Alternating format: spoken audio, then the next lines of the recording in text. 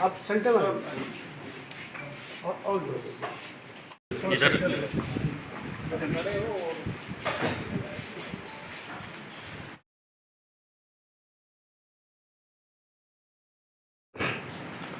मैं एक क्रम से आपको बता देता हूँ जी। पहले 7 तारीख का 7 तारीख को भनौली ग्राम में थाना सतरिक में एक ट्रक मिला हम लोगों को खड़ा, जिसमें गेहूं लदा हुआ था पूरा।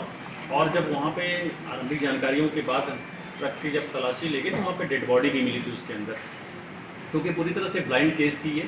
यही नहीं पता था कि ट्रक कहाँ से आया हुआ है और इसमें लदा गेहूँ किसका है और ये मृतक जो डेड बॉडी थी वो किसकी है। सीओ सदर के नेतृत्व में पूरी टीम लगाई गई कई, उसमें स्वाट की और थाना लेवल से कई टीमें लगी और धीरे धीरे हमने उस पर काम किया तो मालूम चला कि ये गोंडा से ट्रक वहाँ पे खड़ा था और वहाँ से आया होगा। पूरी जानकारी में मिला कि ये डुमरियागंज से ट्रक लोड हुआ था, इसमें करीब 260 कुंटल से अधिक गेहूँ था, जो गोंडा में आकर के ट्रेन में लोड होना था वहाँ पे मालगाड़ी के डिब्बे से कहीं जाता वो करके। लेकिन उस दिन वो लोड नहीं हो पाया 5 तारीख को, तो वहाँ ट्रक दिन भर खड़ा रह गया। शाम को वहीं पे जो मुलजिम था कल्लू, ये वहाँ पे एक साजिश रचता है उस ड्राइवर के साथ और आत्मीयता बढ़ाता है उसके साथ, और वहीं पे आत्मीयता बढ़ा करके साथ में फिर खाना बनाते हैं, साथ में खाता है और योजनाबद्ध तरीके से ज़्यादा शराब खरीद करके उसको लगभग 3 पौवे दारू उसको पिलाता है। और जब वो बिल्कुल बेहोश हो जाता है बैठ के केबिन में, तो उसको रॉड से प्रहार करके फिर मार देता है उसको वहाँ पे, और डेड बॉडी को फिर गले से कस करके वहीं पे लगी ट्रक के तकिए से और दबा करके उसी केबिन में जहाँ ये लोग सोते हैं पीछे ट्रक के ड्राइवर के पीछे वहाँ डाल देता है। और वहाँ गेहूँ से लदा हुआ ट्रक ला करके इसने यहाँ पे खड़ा किया। इसकी पूरी साजिश में एक सिद्धू नाम का कबाड़ी था, ये भी शामिल था, जिसके तहत उसको दायित्व था कि वो ट्रक के माल को यहाँ बेच देगा और ट्रक बिकवा देगा और इसी को इसको 1 लाख रुपया मिलेगा। इस घटना में शामिल सभी 3 लोग गिरफ्तार कर लिए गए हैं और जिस राड से प्रहार किया गया था वो कब्जे में ले लिया गया है। जिस तकिया से उसको दबा के मारा गया था वो है। पूरा ट्रक है बरामद मौके पे ही था, वो गेहूं लदा हुआ। और इन तीनों के खिलाफ बड़े अच्छी एविडेंस भी हमें मिली है। ट्रक में दोनों के बाल दिख रहे हैं, वहाँ पे मिले हुए हैं, तकिया मिली है, इस पर भी दोनों के ही बाल हैं। और हमें कई CCTV फुटेज मिला है, इलेक्ट्रॉनिक सर्वेलांस और मोबाइल सर्वेलांस की जब एविडेंस मिली है। निश्चित तौर पर इस घटना में हम लोग कन्विक्शन भी करा ले जाएंगे। और ये पूरी घटना में हमारी टीम ने बहुत सराहनीय कार्य किया है लग करके। इस पूरे जो लोग भी इसमें काम किए हैं उनको 20,000 रुपये का नगद इनाम देते। सर, जो इसमें संदिग्ध उनका कोई क्रिमिनल रिकॉर्ड भी नहीं, ये कोई क्रिमिनल रिकॉर्ड नहीं थी। यद्यपि ये जो ड्राइवर कल्लू है था उसमें सक्सेस नहीं हो पाया था किसी वजह से, तो घटना हो नहीं पाई थी और ये इसमें सक्सेस हुआ। ये गोंडा में ढेर सारे ट्रक आके खड़े होते के साथ लगते रहते हैं वहाँ पर ट्रक, तो इसको आइडिया था कि वहीं हमें ये चीज़ आसानी से मिलेगी और कोई ड्राइवर मिलेगा जो अकेला हो, क्योंकि इस ड्राइवर के साथ कोई क्लीनर नहीं था, अकेले ही था ड्राइवर। अकेला होकर होने की वजह से जैसे ही इसको वो नशे में कर पाया और मार सका तो लेकर ट्रक को चलाया।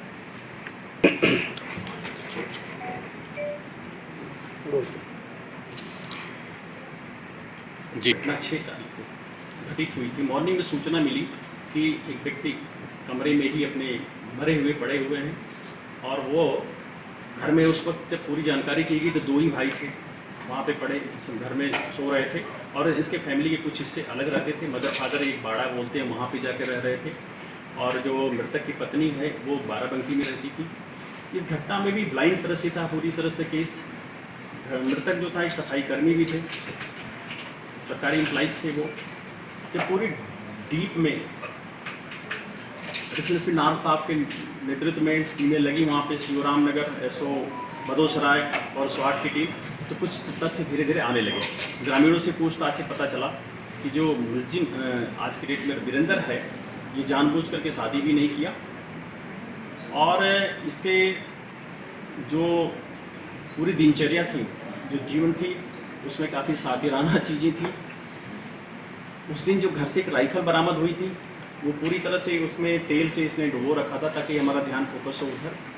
घटनास्थल के इंस्पेक्शन पे जो हमारी फील्ड यूनिट गई और ऑफिसर्स हमने इंस्पेक्शन किया तो मालूम चला कि जिस एंगल से गोली मारने की कयास वो बार बार बताना चाह रहा था सबको और समझाना चाह रहा था, उस एंगल से गोली लग नहीं सकती। पोस्टमार्टम हुआ तो और चीज़ें साफ़ हो गई कि वो तो सीधा स्ट्रेट गोली सामने से मारी गई उसके सर के पीछे से, जो वहाँ पे बाहर से की नहीं जा सकती। और गांव में भी इस बात की शंका जाहिर होने लगी थी लोगों में, इसलिए ये बातें आने लगी थी कि ये जो घटना में शामिल इसका भाई हो सकता है। घर में ही भाई का मर्डर हो रहा और भाई जगे ना, वो सोते रहे सुबह तक। तो ये सारी चीज़ों के परिप्रेक्ष्य में जब इनसे पूछताछ की गई गहराई से, तो इसने घटना को स्वीकार किया और फिर बताया कि मैंने एक तमंचे से इनको मारा था और उसने बरामद भी कराया है। और उसके पीछे की वजह है कि यही था कि जो मृतक की पत्नी से जो इसके रिश्ते में भाभी लगेगी, एक इलिसिट रिलेशंस भी डेवलप हो गए थे और उनसे मुलाकात और मिलना जुलना बाराबंकी आकर के भी होता था। मृतक के पास अच्छा खासा LIC थी, करीब 50 लाख रुपए उसके बते पे मिलता, नौकरी उसकी पत्नी को मिल जाती, कुछ ड्यूज बकाये भी थे पैसे का जो वीरेंद्र कर रखा था, जिसपे ये भाई नाराज होता था मृतक। तो ये सारी चीज़ों से हम बच जाएंगे और ये सारी चीज़ें फिर हमारी हो जाएंगी। इस लालच में उसने अपने भाई की हत्या किया था। आज वो गिरफ्तार हो गया है। केस पूरी तरह से अनावरण हुई। घटना में प्रयुक्त तमंचा जिससे उसे 315 बोर का मारा था वो बरामद हुआ है।